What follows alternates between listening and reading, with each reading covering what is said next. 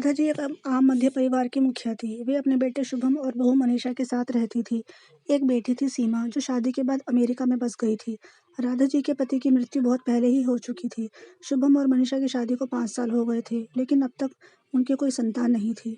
राधा जी की बहू मनीषा भी जॉब करती थी, जो कि राधा जी को बिल्कुल नहीं सुहाता था। वे जल्द से जल्द दादी बनना चाहती थी, लेकिन मनीषा और शुभम यह अच्छी तरह जानते थे कि अभी मनीषा का जॉब करना कितना ज़रूरी था।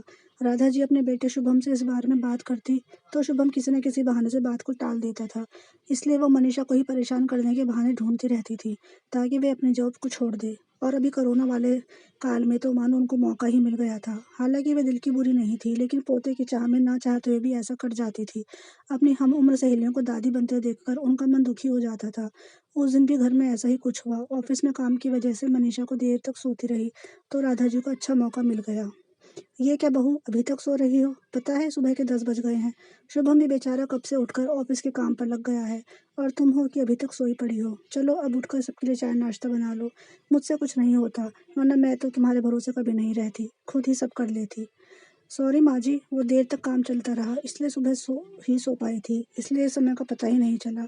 आप चलिए, मैं भी जल्दी से आती हूँ। हाँ हाँ ठीक है, मेरा कुछ नहीं, पर शुभम को तो देख लो, उसे कुछ चाहिए तो नहीं? कब से उठा है बेचारा। हे भगवान, मुझे जल्दी से ठीक कर दे, ताकि मैं ही अपने बेटे का ध्यान रख सकूं।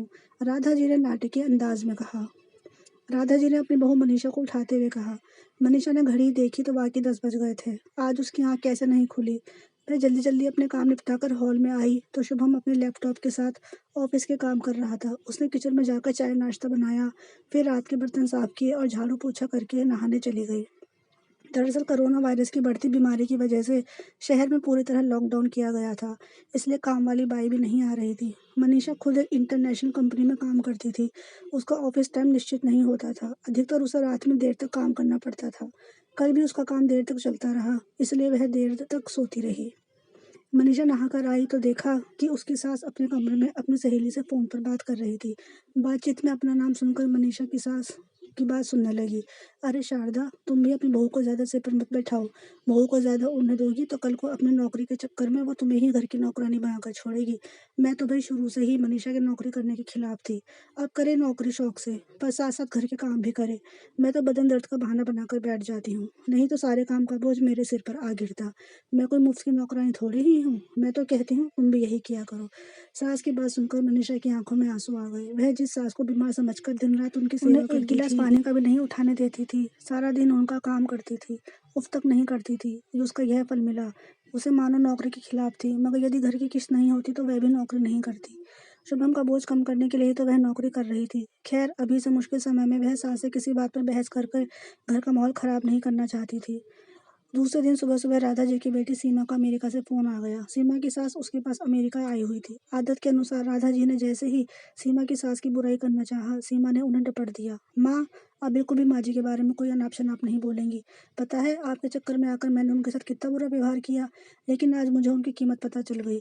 मुझे तो यहाँ उनके आने के खिलाफ थी, मगर आज अगर वे नहीं होती तो ना जाने हमारा क्या होता। तुम्हें तो पता ही है कि मेरा नौकरी करना कितना ज़रूरी है। कोरोना ने यहाँ भी ऐसा कहर बरपाया है कि सब कुछ मुझे ही करना पड़ रहा है। किट्टू का बेबी केयर भी बंद है। मैं और राजेश फुल टाइम बिजी रहते हैं। ऐसे में माँ जी अकेले ही किट्टू के साथ साथ पूरे घर को संभालती हैं, मुझे कुछ नहीं करने देती। अगर वे नहीं होती तो माँ हमारा क्या होता, ये सोचकर ही मेरे रोंगटे खड़े हो जाते हैं। सच में माँ वो माँ नहीं देवी है, मेरे इतने अपमान के बावजूद। और सीमा ने फोन कट कर दिया। सीमा की बात सुनकर राधा जी की आंखें भर आईं। उन्हें अपनी भूल का एहसास हो गया। मनीषा तो वाकई कितना ख्याल रखती है उनका। उनकी कड़वी से कड़वी बात का बुरा नहीं मानती, उन्हें कोई उल्टा जवाब नहीं देती। ऐसे मुश्किल समय में हमें एक दूसरे का हौसला देना चाहिए। सारे गिले शिकवे भुलाकर एक दूसरे की सहायता करनी चाहिए। फिर वह इतनी स्वार्थी कैसे हो गई, वह कैसे इतना नीचे गिर गई? ऐसे मुश्किल समय में परिवार की सहायता नहीं कर सकती। उन्होंने मनीषा को बुलाया और बोला, मनीषा, आज से घर के कामों की आधी जिम्मेदारी मेरी रहेगी। मैंने आज तक तुम्हें जो कुछ भी कहा या किया उसके लिए सॉरी। चलो अब तुम जाकर आराम करो, खाना मैं बना लूंगी। इधर सास का बदला हुआ रूप देखकर मनीषा की भी आंखों में खुशी के आंसू आ गए, और उसके मन में सास के प्रति वाला पुराना सम्मान वापस आ गया। शायद हमारे जीवन में मुश्किल समय आता ही इसलिए है कि हमें एक दूसरे की अहमियत का पता चले। अपनी गलतियों का एहसास होने और आगे बढ़कर माफ़ी मांगने से वाकई कोई इंसान छोटा नहीं हो जाता, बल्कि बहुत बड़ा हो जाता है, राधा जी की तरह।